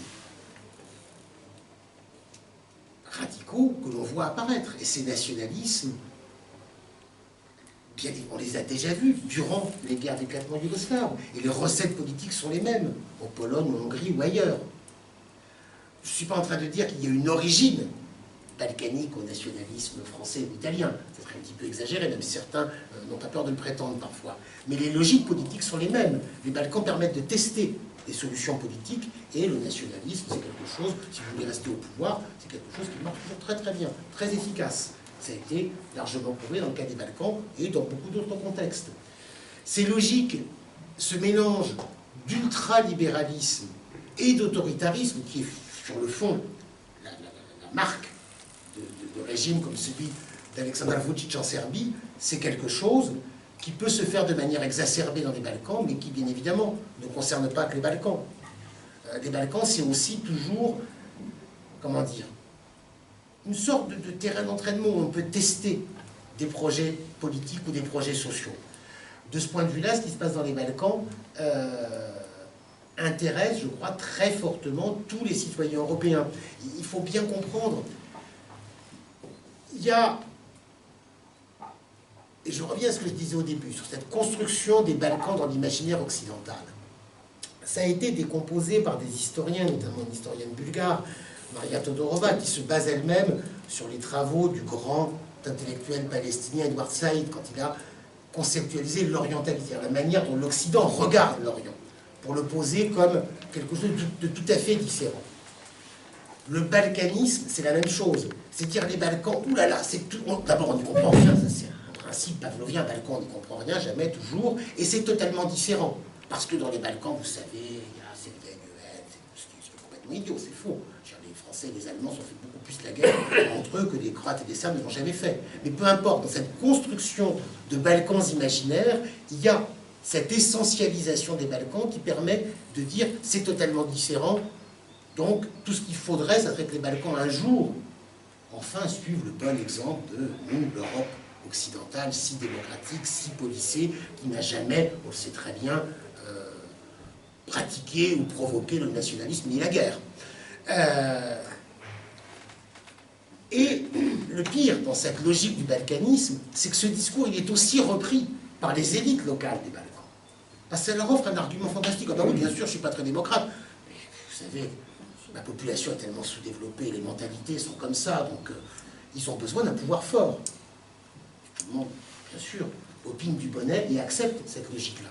Alors qu'en réalité, je vais vraiment conclure là-dessus, ce qui se passe dans les Balkans n'a rien d'exotique ni de particulier.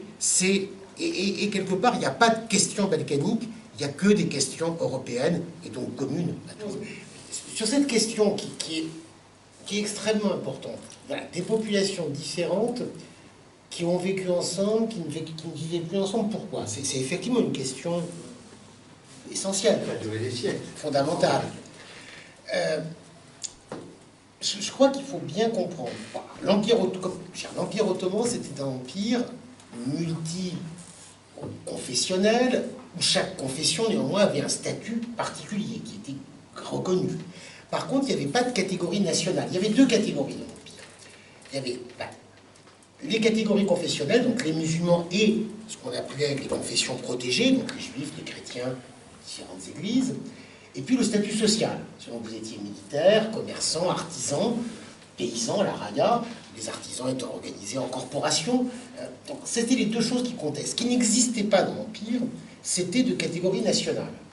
Vous étiez, mettons, musulman, membre de la corporation, j'en sais rien, des forgerons, de tout ce que vous voulez. Après, vous parliez la langue que vous vouliez. Vous parliez Le turc, l'albanais, le breton, le serbe, le grec ou le gagaouze, tout le monde sont contre Vichy.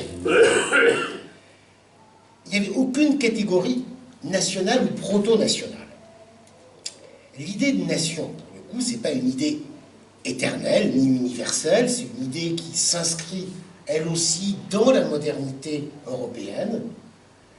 Et c'est fondamentalement une idée qui se développe avec la Révolution française. Et la Révolution française, son influence, elle s'est fait ressentir jusqu'au fin fond de l'Empire ottoman. Donc, de cet empire, les idées, les livres, les gens circulaient aussi.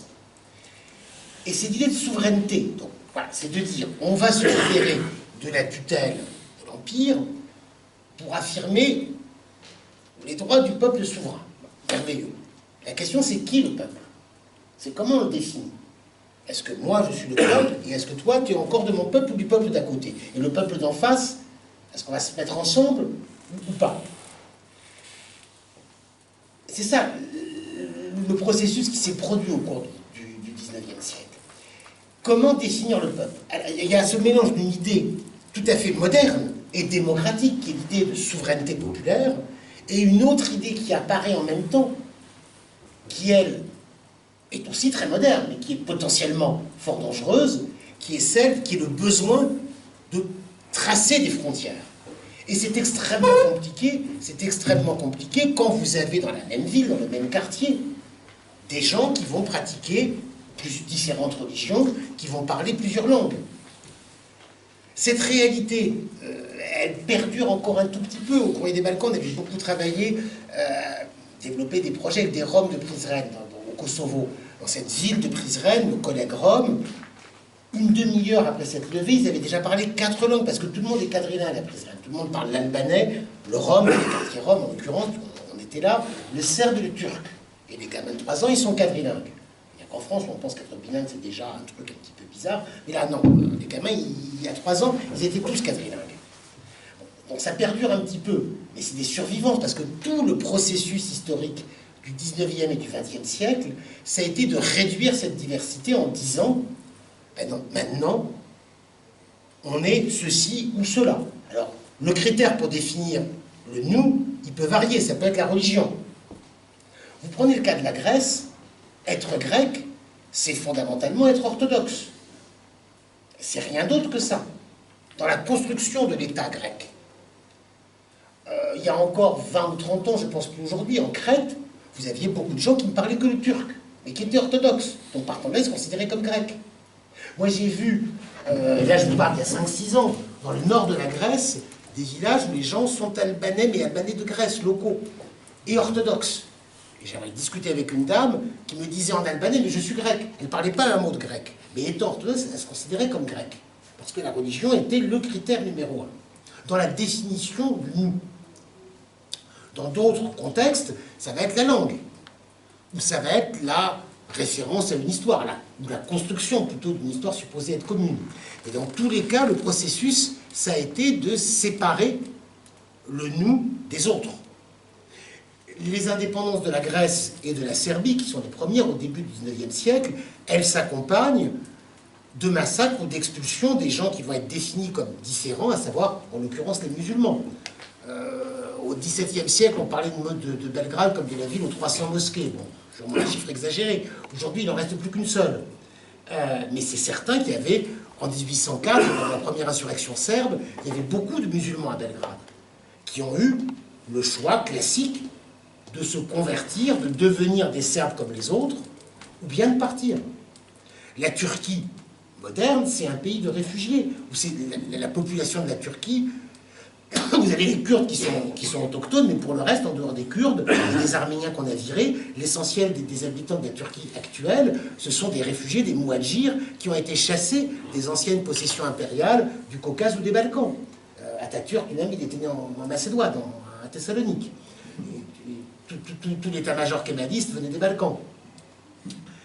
Donc, le processus du 19e et du 20e siècle, c'est cette réduction de la carte des nationales. Je disais, les Serbes et les Croates se sont, dans l'histoire, jamais fait la guerre. La première fois dans l'histoire où les Serbes et les Croates se retrouvent en tant que Serbes et que Croates, de deux côtés opposés d'une ligne de front, c'est effectivement la guerre de 14. où les Croates sont mobilisés sous l'uniforme autrichien des Habsbourg, tandis que la Serbie est alliée à la France et à la Grande-Bretagne. C'est la première fois où les Serbes font la guerre aux Croates, mais on va dire pas pour des intérêts propres aux Serbes ni aux Croates, pour des intérêts qui les dépassent un petit peu. En l'occurrence, il n'y a aucune espèce de haine ancestrale entre les Serbes et les Croates. Il y a ce contexte-là qui s'inscrit dans une histoire plutôt récente. Et ce processus de simplification de la carte identitaire, il s'est poursuivi jusqu'aux guerres yougoslaves de la fin du XXe siècle. Je ne vais pas trop... on parlait souvent des mariages mixtes. Bon, parfois c'est un petit peu énervant ce type d'argument, mais enfin il y a quand même énormément de familles en Yougoslavie où vous aviez tout simplement un père croate et une mère serbe, ou vice-versa. Et la question après pour les gamins nés de ce mariage, c'est tu es quoi? Tu es serbe ou tu es croate? Enfin, la question ne se posait pas du temps des Yougoslavie. Sauf quand le pays a éclaté, on a vu des frères effectivement qui ont pu se retrouver dans deux camps opposés. Ce processus de différenciation, c'est la base du nationalisme, et c'est un processus qui s'inscrit dans ce contexte de la modernité politique du 19e et du 20e siècle. Pas du tout dans un passé lointain, ancestral, et pas du tout. Ça fait partie de la modernité. La différenciation ethnique, c'est moderne. C'est peut-être pas la phase la plus reluisante de la modernité, mais c'est pourtant comme ça que ça s'est construit dans notre histoire. Après, je pense qu'on est très largement d'accord sur beaucoup d'autres aspects, sur la manière dont ces rivalités, où ces rivalités sont construites pour ensuite pouvoir être exploitées. Dans le cas, tu évoquais le cas de la Seconde Guerre mondiale. La Seconde Guerre mondiale, la Yougoslavie royale, le royaume de Yougoslavie s'effondre début avril 1941. La Slovénie est pour partie occupée par l'Italie fasciste, pour partie par l'Allemagne nazie, et crée un État collaborationniste de Croatie, qui s'appelle État indépendant de Croatie, mais qui justement n'a rien d'indépendant, puis c'est un État collaborateur, des Ustashi. La Serbie est occupée principalement par l'Allemagne, avec un fantoche local, Nedic, qui était encore plus fantoche que pouvait être Pétain. Le Kosovo et le Monténégro sont annexés par l'Italie fasciste. La Bulgarie est occupée en partie par l'Allemagne nazie et par la Bulgarie, etc., etc. Un éclatement total du pays. La résistance, il y a plusieurs mouvements de résistance. Il y a une résistance royaliste serbe et tchétnique, une résistance albanaise également. Les partisans de Tito lui-même était, il ne savait pas trop ce qu'il était, il était des confins slovéno-croates. Il a toujours parlé un dialecte de son village, avec un accent qui faisait rire un peu tout le monde. Ça faisait très très très campagnard, l'accent de Tito. Il parlait très bien allemand et très bien russe. Sa langue de culture était l'allemand. Mais ce que Tito a fait, ce que les partisans ont représenté, c'était que des Croates, des Serbes, des Bosniaques, des Albanais se retrouvent ensemble dans ce mouvement-là. Numériquement, tu évoquais la collaboration croate, mais enfin, le peuple qui a donné le plus de résistants, alors il n'y a aucune contestation possible, le plus de partisans, c'est la Croatie. Beaucoup plus que la Serbie. Les Serbes étaient beaucoup plus dans la résistance monarchiste de droite. Les cadres communistes étaient beaucoup plus slovènes, croates, ou bien également bosniens et monténégrins. Bon, c'est cette diversité qui a permis à Tito et aux partisans de gagner la guerre. Sur un projet effectivement de vie commune. Alors, ce fédéralisme yougoslave, il avait aussi ses limites, il avait un côté un petit peu formel, il était au départ calqué sur le modèle soviétique, mais enfin, malgré tout, ça a fonctionné. Et si ce fédéralisme a fini par éclater, c'est par tout un tas de raisons, de processus qui sont à la fois endogènes et externes. Dans les raisons internes, je crois que c'est fondamentalement la bureaucratisation du régime qui s'est traduite par l'émergence de bureaucraties différentes dans chacune des républiques fédérées. Et du coup, la bureaucratie croate n'avait pas les mêmes intérêts économiques et politiques que la bureaucratie serbe ou que la bureaucratie macédonienne. C'était notamment les batailles sur les fonds fédéraux de péréquation. Là, c'était les dirigeants communistes de chacune des républiques qui se tiraient la gueule, pour savoir qui aurait la plus grosse part du gâteau, avec un jeu croisé d'accusations, de corruption et de tout ce que l'on veut. Donc c'est cette bureaucratisation du régime qui a ossifié, disons, durci l'éclatement. Après, il y a les causes externes. Les causes externes, je crois que c'est fondamentalement, pour résumer les choses sans rentrer dans le détail, c'est fondamentalement que la Yougoslavie, elle avait une fonction particulière dans ce monde de la guerre froide, en étant justement le seul pays à sortir de l'affrontement des deux blocs. Et ce qu'elle a réussi à faire en jouant cette carte de la révolution anticoloniale et en s'engageant à fond dans ce mouvement des non-alignés. Elle avait cette position très particulière. Paradoxalement, la chute du mur de Berlin, on aurait pu penser que la Yougoslavie, n'étant pas membre du pacte de Varsovie, n'étant pas alignée sur l'URSS, loin de là, allait s'en sortir. On sait que Tito, il est mort en 80, mais totalement, la dernière panique de Tito, c'était après l'invasion soviétique de l'Afghanistan, mais c'est, ils vont aussi nous envahir. Ça, on le sait, il était dans les éléments de sa vie, il était totalement paniqué. C'est même Thatcher qui l'a rassuré à la fin de sa vie, en disant, Monsieur Tito, si jamais l'Union soviétique vous envahit, n'ayez crainte, le Royaume-Uni vous défendra à nouveau. Donc, voilà, Tito n'était pas du tout aligné sur... Voilà, il n'était pas du tout aligné sur l'URSS, mais paradoxalement, la Yougoslavie a payé au prix fort la chute du mur de Berlin. Ça a été la principale, enfin une des plus tragiques conséquences de cette fin de la guerre froide.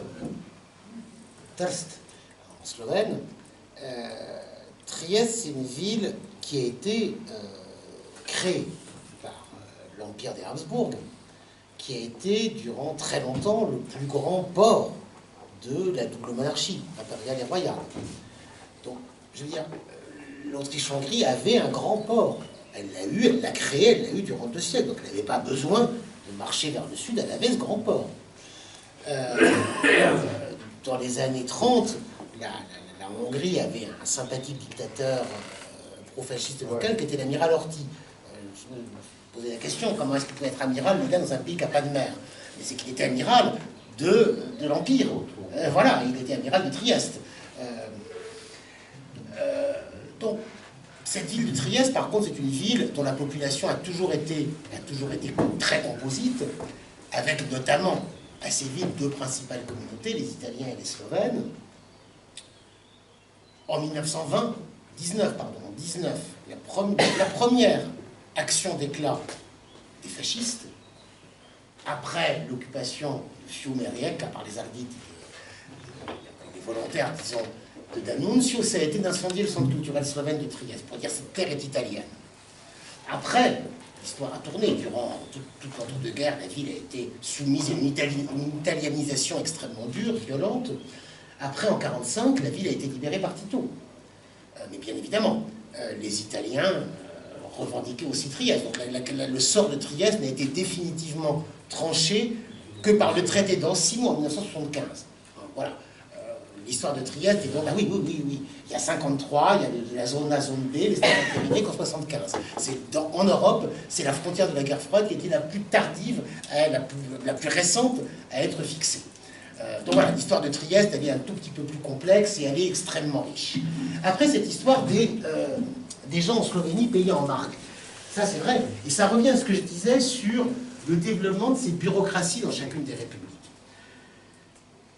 Surtout à partir de la Constitution de 1974, la Yougoslavie avait évolué dans un sens quasiment confédéral, avec vraiment, notamment, une autonomie économique quasiment totale des différentes républiques. Et donc, les républiques avaient des profils économiques très différents.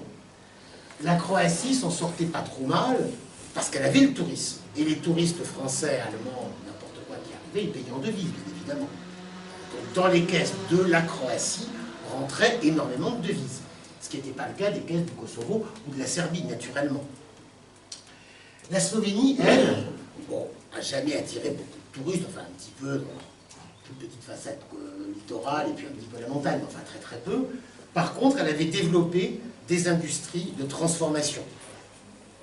Ce qui veut dire, grosso modo, pour simplifier un petit peu les choses, que la Bosnie ou la Serbie fournissaient des produits semi-finis aux industries slovènes qui achevaient leur transformation et qui les vendaient aux marchés occidentaux.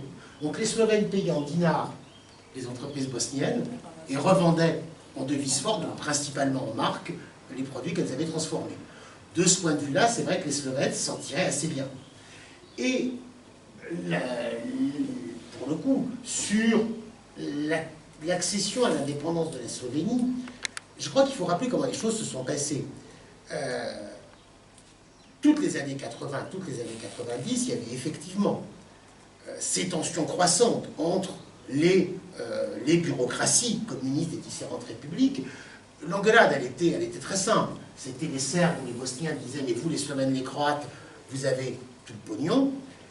Et nous, en plus, on a besoin d'argent via le Fonds fédéral de péréquation pour le développement des régions et des républiques les plus pauvres, notamment la Macédoine, le Kosovo, le Monténégro. » Ce à quoi les Slovènes et les Croates disaient « il est hors de question qu'on donne de l'argent au Fonds fédéral de péréquation, tout se perd dans la corruption, la bureaucratie à Belgrade. » Mais c'est des arguments qu'on peut entendre, c'est exactement en Italie, c'est exactement la même chose, le développement du Sud, c'est le même type d'argument. Mais entre ces engueulades entre politiciens et le passage à la guerre, il y a un fossé, un gap énorme. Le moment, pour moi, la date qui marque la fin de la Yougoslavie, c'est le 14e et dernier congrès de la Ligue des communistes yougoslaves, en janvier 90, où les délégués slovènes arrivent avec des propositions de réforme de la fédération.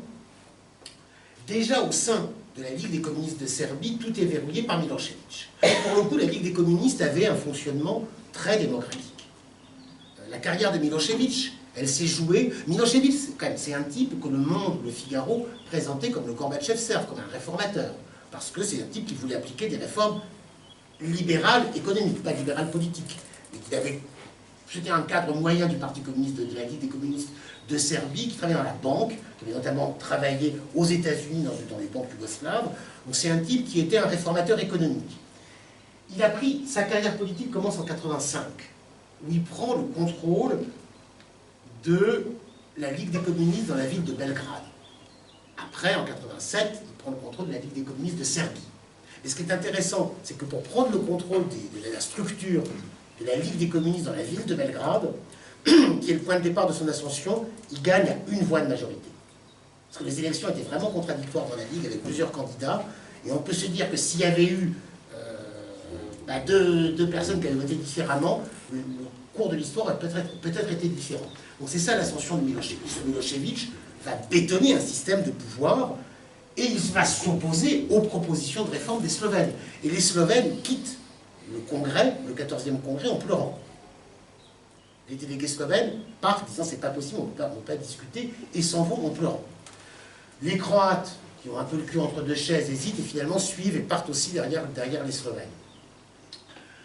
Je crois que je raconte cet épisode-là pour bien faire comprendre que, bien évidemment, vous aviez des nationalistes, et en Slovénie, en Serbie, en Croatie, partout. Parce que des nationalistes, ça prolifère à peu près sous n'importe quel climat. En fonction du contexte politique, ça ressort plus ou moins la tête, mais les graines existent toujours partout. Donc, indépendamment de ces courants nationalistes se référant à des histoires plus ou moins anciennes, le contexte politique de l'accession de la Slovénie à l'indépendance, c'est quelque chose qui n'a pas été un choix. Le choix nationaliste, il était fort en Serbie, en Croatie, pas en Slovénie. Et les dirigeants qui ont mené la Slovénie à l'indépendance, c'est les dirigeants communistes, des gens comme Milan Kučan, qui étaient tous, sauf des nationalistes, qui ont plutôt dû, presque à contre-cœur, s'engager dans la voie de l'indépendance. Un autre exemple, une autre histoire qui est intéressante, c'est la Slovénie proclame son indépendance le 25 juin 1991, indépendance qui n'est pas reconnue, il y a un moratoire de 6 mois, mais néanmoins la Slovénie décide de prendre le contrôle de ses postes frontières. Donc il y a ce qu'on appelle la défense territoriale. La défense territoriale, c'était le système de défense populaire yougoslave, un peu sur le modèle suisse, avec des unités de défense territoriale un peu partout.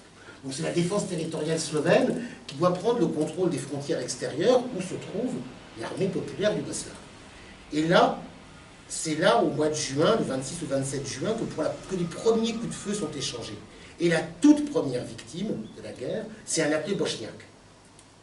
Et juste avant l'escarmouche dans lequel il est mort, il y a la télé fédérale Jutel qui interviewe ses appelés.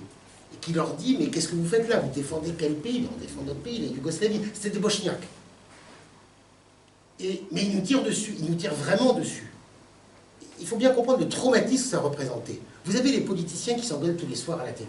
Ça, ok, c'est des politiciens, ça arrive, c'est normal. Et brusquement,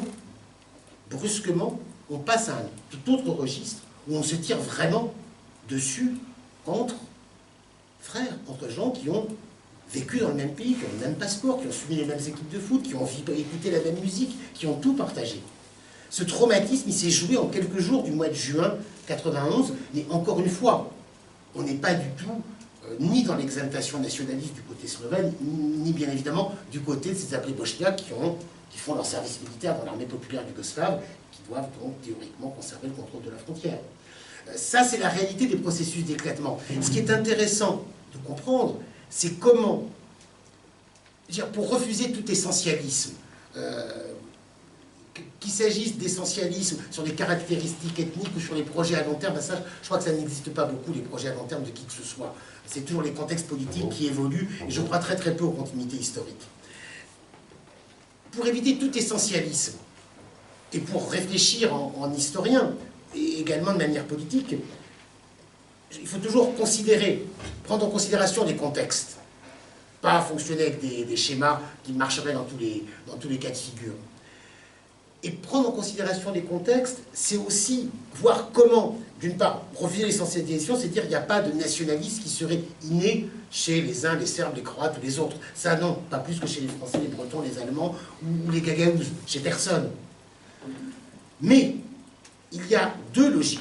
Il y a des logiques de la manière dont les politiciens locaux vont exploiter ces mécanismes-là. Et là, de ce point de vue-là, et Milosevic et le dirigeant croate Tudjman se sont révélés maîtres dans l'art d'utiliser ces nationalismes pour remplir la seule chose qui les intéressait, à savoir le pouvoir, rester au pouvoir.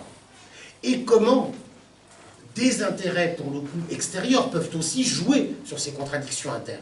Mais il ne faut pas décaler les responsabilités. Il n'y a pas, bien évidemment... Alors si, dans les théories complotistes, par exemple, la théorie complotiste la plus sérieuse, c'est après la rupture Tito-Staline, oui, le KGB a fait un plan d'éclatement de la Yougoslavie qui correspond à peu près à ce qui s'est passé. Ce plan, il existe, il est aux archives à Moscou, il a été publié. Bon. Mais ça, c'est du complotisme, c'est pas le plan du KGB qui a été mis en application, bien évidemment que non. Bien évidemment que non. Mais ce processus d'éclatement, il s'explique dans l'histoire. Après, certains peuvent essayer de jouer. Et l'histoire yougoslave, encore une fois, elle n'est pas séparée du reste de l'histoire de l'Europe. Bien évidemment, il y a d'autres processus, notamment la fin de la guerre froide, la réunification allemande, qui sont concomitants, qui vont interférer les uns sur les autres. Mais je crois qu'il faut bien comprendre la spécificité de chaque processus. Plusieurs choses. Tout d'abord, je crois que c'est très important de répéter. Les Balkans n'ont aucune richesse naturelle notable. Il n'y a pas de pétrole dans les Balkans. Il y a un peu de mines au Kosovo, ou en Serbie, ou en Roumanie, mais enfin, c'est de la rigolade. Les enjeux ne sont pas du tout des enjeux comparables à ceux du pétrole, qui sont des enjeux ô combien réels. Par contre, les Balkans ont une position géopolitique particulière. Et les Balkans, je dirais, ça fonctionne depuis un peu plus d'un siècle comme une sorte de théâtre ou de bac à sable où on peut mettre en scène des rivalités. Vous prenez le Kosovo, qui est effectivement dans cette situation bizarre encore aujourd'hui d'un pays à moitié reconnu. Pristina, c'est surtout un bac à sable où les espions et les maîtres espions de tous les pays du monde se doivent d'aller faire leur classe. Les Français, les Russes, les Belges, les Américains, les Chinois, et tout ce que vous voulez. Tout le monde se retrouve là, c'est une sorte de cours d'école, où on teste des spins, on teste des relations, des rapports de puissance. Ça sert un peu à ça. Donc il y a une dimension très symbolisée des affrontements dans les Balkans, dont bien évidemment les populations locales, depuis fort longtemps, depuis plus d'un siècle, payent toujours au final les pots cassés et le prix fort. J'ai horreur de ce terme qu'on emploie très souvent sur l'amitié de grands pays envers des petits peuples des Balkans. Parce que les petits peuples des Balkans, au final, se font toujours bouffer au nom des intérêts de leurs supposés grands amis et protecteurs. Mais je crois que c'est bien important de comprendre cette position particulière des Balkans, qui est aussi un petit peu la position que la Yougoslavie obtenait dans ce monde bipolaire, puisque la Yougoslavie n'appartenait à aucun des deux grands blocs. Et du coup, il y a quelque chose d'assez paradoxal de lire l'éclatement yougoslave avec des lunettes néocampistes. C'est juste totalement ridicule. Sur les possibles facteurs d'espérance, parce que ça, je crois que c'est quelque chose qui est important. J'ai parlé de ces mouvements sociaux, notamment le mouvement des plénums en Bosnie. Bon, c'est vrai que les résultats, malheureusement, ne sont pas là, parce que les contraintes sont tellement fortes que ces mouvements n'ont pas pu aboutir.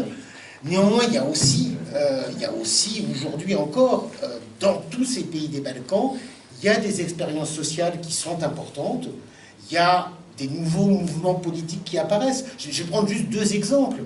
Le mouvement Diem 25 qui a été lancé par deux personnes, Varoufakis en Grèce et un philosophe croate, Srećko Horvat.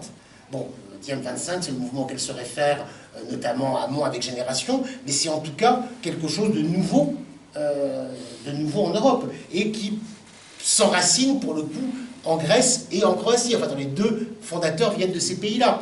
Dans les deux Spitzenkandidat, donc candidat à la présidence de la Commission de la gauche unie européenne, il y a un syndicaliste belge d'origine italienne et une militante slovène, qui est la dirigeante de la gauche unie slovène, de la Združena Levica, qui pour le coup est d'ailleurs elle-même issue aussi de l'immigration bosnienne en Slovénie, mais Violeta Tomašić est citoyenne slovène depuis longtemps, et elle est aujourd'hui tête de file de la gauche unie européenne avec un syndicaliste belge. Donc ça veut dire que malgré tout, dans ces pays des Balkans, il y a aussi des alternatives politiques qui essayent de s'inventer. Je ne peux pas être très optimiste, parce que je crois qu'effectivement, la situation, malheureusement, est aujourd'hui...